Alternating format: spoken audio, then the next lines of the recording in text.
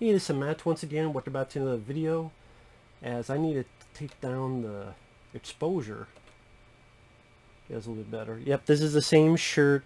If you remember long ago, my previous account, I tried to do a rant on Superman 4 and I ripped my shirt. I was trying to do Superman and it ripped. This is the same shirt. After all these years, it's the same shirt.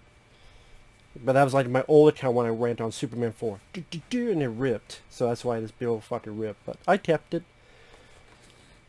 For sentiment, well, not for sentimental reasons, just because. But this is a shout out to Brandon. Thank you so much for that. He sent me these. He didn't ask for this video, by the way. I just figured it's the least I can do because he bought these off my Amazon wish list. And that was kind of him to do. He didn't ask for this video. No, you don't have to do it. But I figured it's the least I can do to thank him, to give him a shout out. Thank you so much, Brandon. You didn't have to do that, but I appreciate it. So yeah, these were up from my Amazon wish list. Explorers and Strike Commando. And by the way, by the time you see this video, this area was in a tropical storm, hurricane, and lost power for a few days. I did have a phone. It had a little bit of power left on the phone, charge, so I was able to post a couple stuff on Facebook and YouTube community. I want to thank everyone for the kind comments, kind words. I really do appreciate it. Thank you so much for that. Now you may see a couple videos that were pre-recorded. Just didn't get a chance to upload them yet, let alone publish them, but those were done before that happened. And pretty much off during those times of no power, really what I did was read. Had a book I haven't read for a while, was reading that. Pretty much what I did, honestly. But thank you everyone for the kind words and kind comments. I really do appreciate it, both on YouTube and Facebook. Now again, the two things Brandon got for me as a gift from Amazon wish list is Strike Commando. This is a Red Brown action film, very much a B-movie action. I wouldn't call it good, like it's not A quality budget and acting, but it's fun. Like it's a fun B-movie where you get to see Red Brown shout at the top of his lungs, shoot 100 people, machine guns, M60s, blowing up bridges, blowing up people, even using a flamethrower. Granted, it barely shoots flames, it kind of just sits there, but it's still a flamethrower. And again, yell at the top of his lungs. Half the film is him in that expression, which you can barely see, but yeah! I swear, that comic book character Banshee, that's Red Brown in real life. Now, people may remember him. He was in Uncommon Valor, which is a personal favorite of mine. He played the character Blaster with all the explosives. Love that film, sincerely. With Gene Hackman and Fred Ward. Uncommon Valor, extremely underrated. He was also in the 70s TV movie Captain America films. He starred in those. Mystery Science Theater 3000 fans may know him from the film Space Mutiny. He was also the star of Your Hunter from the Future, Robo War, which is a very big ripoff of Predator. And yes, this is a very big ripoff of Rambo First Blood Part 2. It doesn't start off as a ripoff, it becomes a ripoff. It starts off with, he's a character who's with his team, they do a mission, they're left behind, he's captured by this group of people. A little bit Mad Max Beyond Thunderdome, a little bit where he's even caught in a trap, hanging upside down, he's dealing with these kids, he's able to escape, and then it becomes a Rambo First Blood Part 2 ripoff, where he goes back, takes photos, he gets left behind, he's tortured, even certain lines from Rambo 2, which, hey, if you don't rip off from the best, in my opinion. But this movie it's fun. It's B-movie fun. If you want to see Red Brown yell, scream, shoot like 100 people, and again, have a ball, It may not be good, but it's fun. And that's what I want in a movie like this, is fun. It says there's 2 cuts of the film. I don't know how you pick, because when I put it in, I only saw 1 cut, which is the longer one. And maybe I missed the option on which to choose. I might have missed it. But I think the extended cut's not really action. It's just a little bit more dialogue. You know, it's about... The extended cut's like 10 minutes longer. It's not essential to see that cut. But there's a lot of funny stuff in the movie. He's fighting this big Russian guy. What he punched off a waterfall. The guy's like, American Steve! And then Red Brown just yells, yeah! Or later on, makes the guy eat a grenade and blow up, and all that's left is the Russians' metal dentures.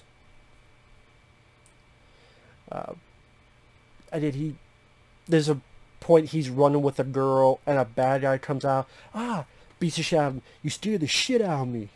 Just keep going. It's grenades, it's the weirdest grenades I've ever seen in a movie, because they're grenades. They're made like bombs, as like timed, which I don't know how the hell grenades do that. Because he'll set like a grenade down, and then a grenade down over here, and like they simmer, as if in this movie, if they get too hot, or there's some kind of timer. Maybe they're grenades I don't know about. If people have seen this film and then you know more about grenades than me, I don't know what kind of grenades are in this, but it's some of the weirdest I've seen. But it's not meant to be taken seriously.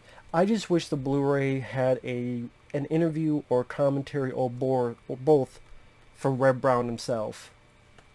That would have made it the kicker. But it's 2K remaster from the original negative is the best I've ever seen this film look, and it's a fun movie. Again, it's, if you like what you call trashy Italian exploitation, not a lot of blood, but it's a big body count. And Red Brown, it's hard to say he gave a good performance, but it's a very fun performance. I think that it's fun for what he's supposed to do, with the dialogue he's given, where he has to talk to a kid about Disneyland and how good Disneyland is. I don't think any actor could pull that off. So I would say I like Red Brown in this. I think for what he was given, he was actually rather fun. And I rather liked him in this movie. But I'm a Red Brown fan. I do like him. I think he's entertaining. Now, as I said, there's a comic book character, Banshee from X-Men. Red Brown is that. Yeah, he killed people with his string. And the other film was Explorers.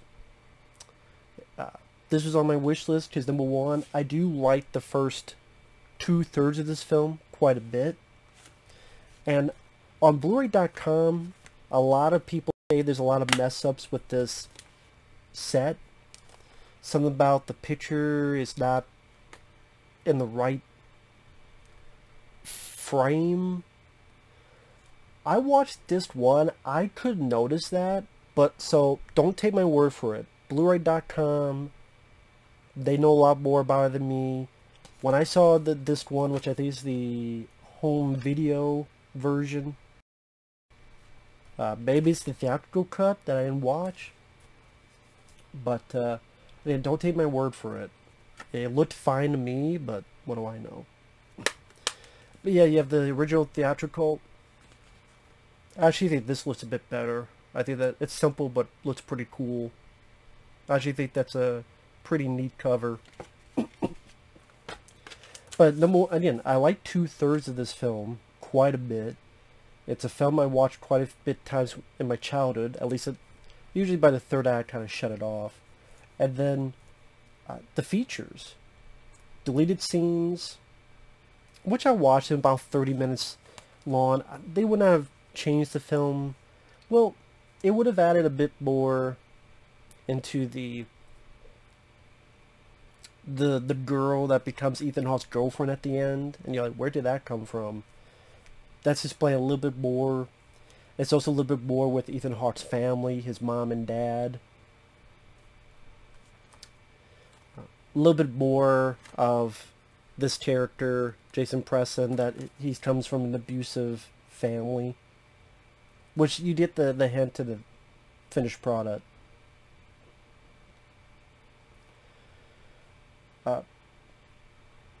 There's an hour-long making of, which I rather liked. Joe Dante, Ethan Hawke is interviewed, and I thought Ethan Hawke's interview, portion of it was how he got the job. He didn't even go for it. He was with a buddy. His buddy was going up for it. He was just hanging out with his buddy. Hey, why don't you try? He did. He got the job. It was like his first role. And on top of that, he liked working with the other kids. And when the film came out, a lot of people didn't like it. It didn't do well. And he was bummed out by it. He thought it was his fault. And it wasn't until years later that Joe Dante had to tell him, no, it's not your fault. So he actually... I feel bad that Ethan Hawke blamed himself for the movie's failure. I'm like, it wasn't your fault. You were good in it. And he tells a story that, funny enough, sometime later, he was reminded of it because he went up for Stand By Me. Well, we might have you, but we're looking at this other kid. I think his name is River Phoenix. And he's like, you know, his Explorer's co-star. And Ethan Hawke, you know, he's proud of the film. But he's kind of proud of the film for the reasons many of us think it's disappointing. But he looks at it a different way. I do like that in the deleted scenes, there is a portion comes up, because you can watch it with or without commentary by Joe Dante. And he does mention the you know... Okay, I gotta get into this. The thing with this film, the first 2/3 of this film, to me, is magical in the vein of Close Encounters of the Third Kind. I really do believe that. For kids. Imagine Close Encounters of the Third Kind for kids. I think the first 2/3 of the film is that. Oh, that's crazy. Person getting messages to do something from up there. Richard Dreyfuss and other people were getting it. That's why he kept being obsessed, making mountains, drawing them, making out mashed potatoes to get to this place. Some type of feeling or whatever. These kids, they're sent these messages through dreams and this obsession to make a spaceship. And that's the thing a kid could relate to, making your own spaceship. And be able to go into the stars and what's out there. I think that's the thing many kids could relate to. But then, like, after this hour and change of wonder and awe, you get to the spaceship and it becomes a goofball, shitty, silly, annoying stand-up comedy act, Looney Tunes gone wild, seen all around the world. Rock and roll is here to stay. Fall flat on his face with puppetry and goofball corniness, shittiness. It's like watching Close Encounters and then by the third act getting fucking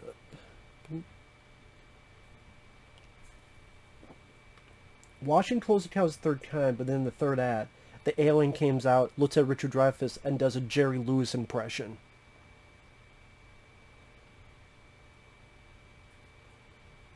Or even doing a... It's you get to the end of Close Encounters, and it's Mork from Mork and Mindy. And I like Mork, but it's like, that's not the right thing. It's not the right tone.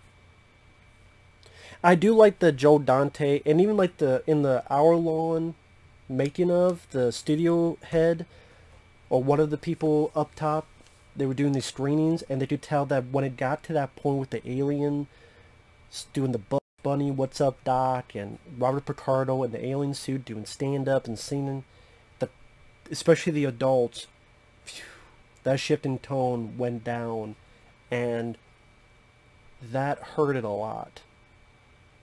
And the guy who wrote the screenplay, I wish he went more in depth on his original version of what he originally wrote. I mean, he seemed happy with the final product, but it'd be nice to hear about his original ideas, because there's two I heard. One that, well, this ending's too disappointing.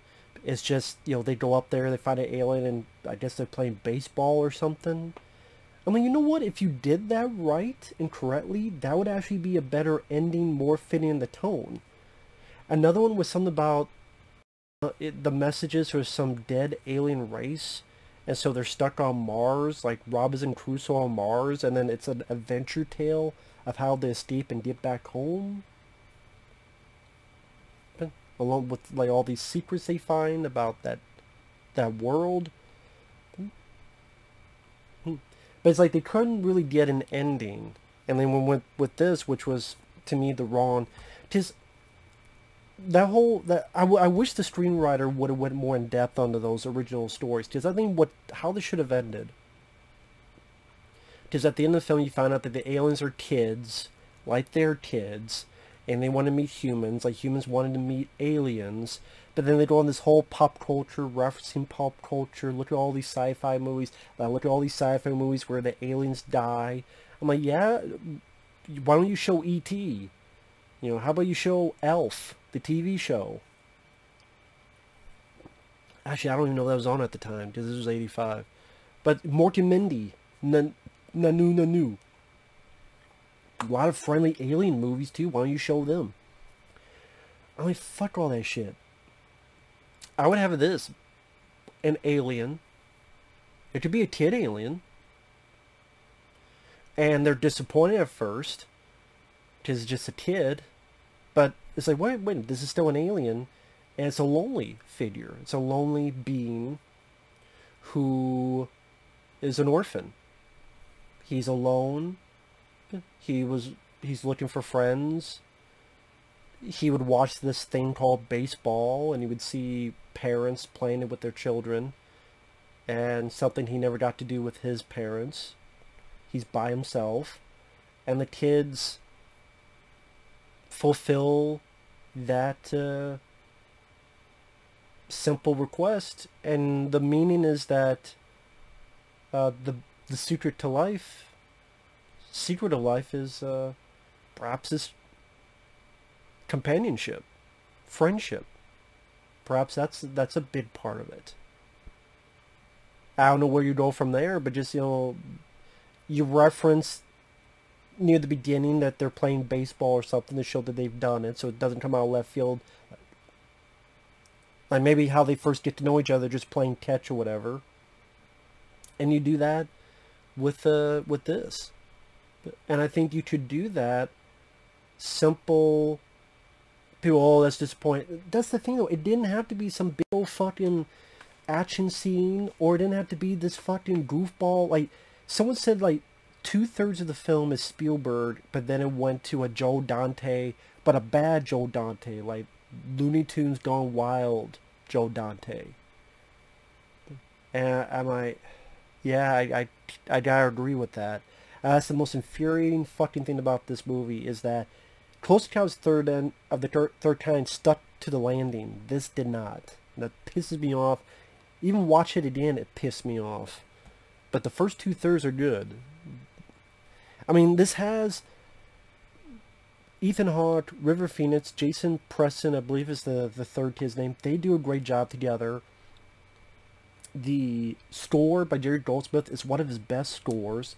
The effects work for the time. Again, the sense of wonder and awe and the story, the plot, but then it sucked the fucking dick off a duck at the third act. Pissed me off. So it's supposed to be one video, now it's turned to a review rant on Explorers. So anyway, thanks, shout out to Brandon once again. It was nice to see the making of and this. And the film looked pretty decent on Blu-ray to me. Looks great in 2K. Glad to have this. Thank you so much, Brandon. I really appreciate it. And thank you once again to everyone for the nice comments and thoughts. And we will see you guys later. Bye-bye.